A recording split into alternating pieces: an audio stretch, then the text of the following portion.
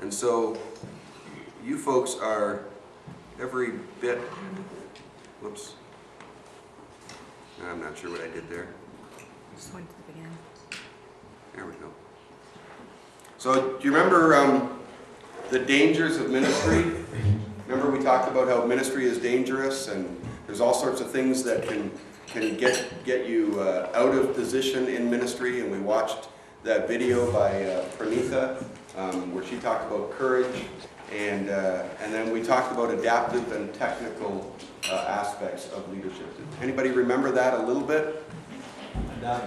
Adaptive, remember talking about adaptive? Anybody here feel like they can sort of encapsulate what's the difference between adaptive and technical challenges?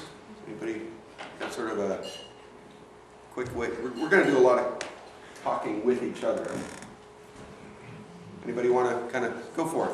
Adaptive would be when you have to change something about yourself and change the way you do things in order to achieve the goal.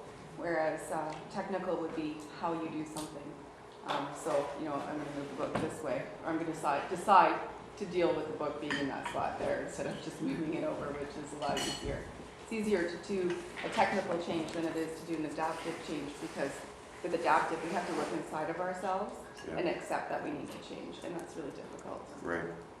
And a lot of changes and a lot of things that we have to do as leaders are actually adaptive things where we ourselves need to enter into a change, and we tend to, because it feels safer and it feels quicker and it's quicker results, we tend to use technical skills to address adaptive problems. And so that was one of the things that we talked about then. Good. All right, so today we're going to be talking about first getting on the dance floor. Anybody recognize this picture? Where are we? It's a Wonderful Life. It's a Wonderful Life. And so we've got Arthur Bailey dancing there with Mary. And what do you see going on? What just sort of name what's on the screen? What do you see? Smile. Pardon? Women's and men's. Men and women, happy faces. What else? The party? They're on the dance floor. There's a dance floor, yeah. Okay. What else? How many people would you estimate are on the dance floor? Approximately. 20. 20? Anybody say 100? 12. Anybody's 12? Maybe 20? We can't tell, can we? Really? But if we're seeing that kind of a snapshot where there's about 12 people evident, there's probably in excess of 100 on the floor. Okay, we're going to guess in excess of 100. And we see some smiling faces, right? Any anxious faces in the crowd there? There's that guy with a laugh. He looks a little anxious. Yeah, I think he's trying to figure out how to do his dance, right? But we can see their faces, right? We're on the dance floor. We're intimately connected to what's going on the dance floor. Now, if you know the movie, you kind of know what happens next, right? What happens next? Is this only my favorite Christmas movie? Okay, so they're at this school, and what's going on is the school has just built a new pool with a dance floor over top of the pool. And Arthur Bailey is dancing with Mary, but the guy that took Mary to the dance is jealous of the fact that Arthur Bailey just took Mary off his arm. And so the guy that took Mary to the pool is standing by the button that opens up the floor. And so he's thinking, I'm going to get Arthur Bailey in the water. So the pool floor, or the dance floor, is slowly opening up, and there's a pool down below. Now, what if you look at Arthur Bailey and Mary over here in the spotlight, can they tell that the floor is opened up? Nope.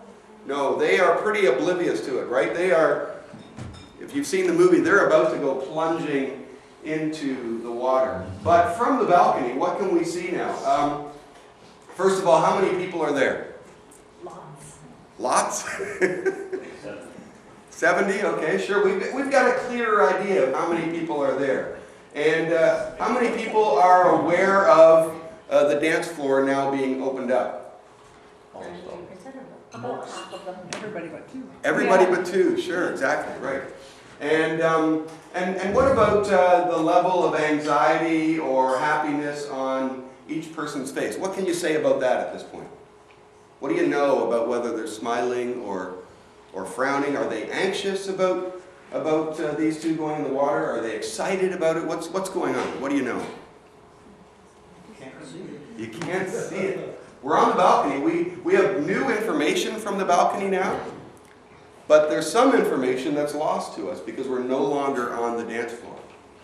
And so we're going to be doing these exercises today about moving back and forth from the balcony to the dance floor. So, we're going to do a little bit of recap of the chapter first. Now, when you go to a wedding, are you more likely standing beside the dance floor watching the dance happen? Or are you more likely on the dance floor? Who are the watchers? Yeah, okay. And who's more likely to be dancing? Okay, all right.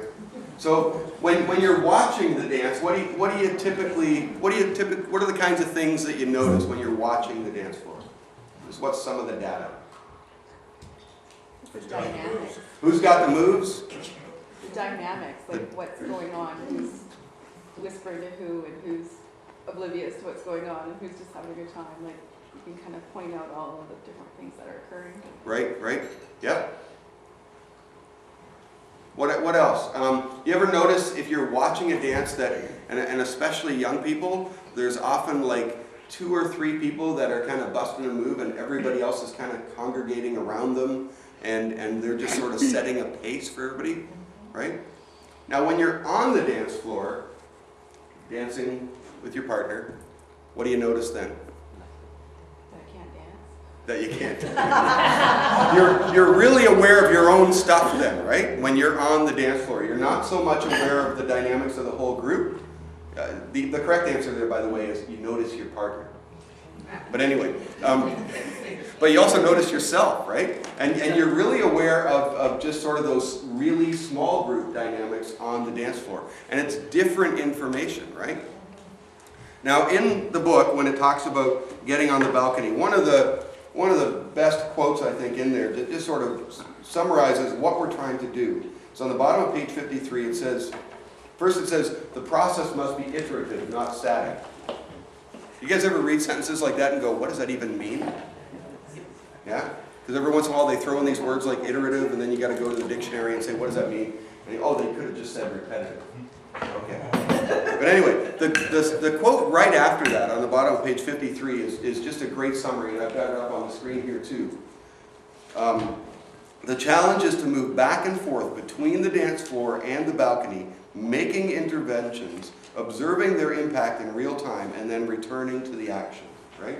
That you want to be involved in the dance, and you want to have a view that you see the big picture. You want to see the close-up data, and you need that close-up data, and you need the big picture view, both.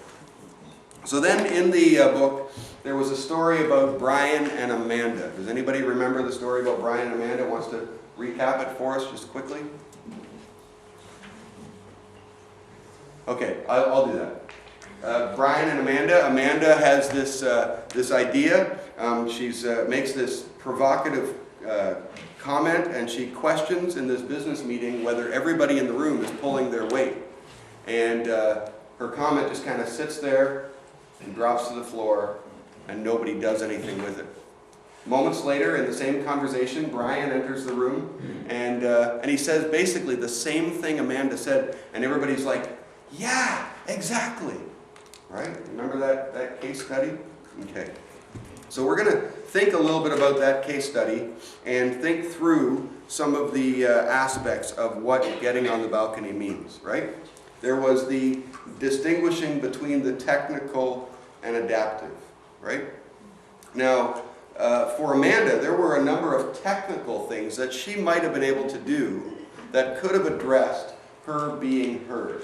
What might Amanda have been able to do to get herself heard from a technical perspective?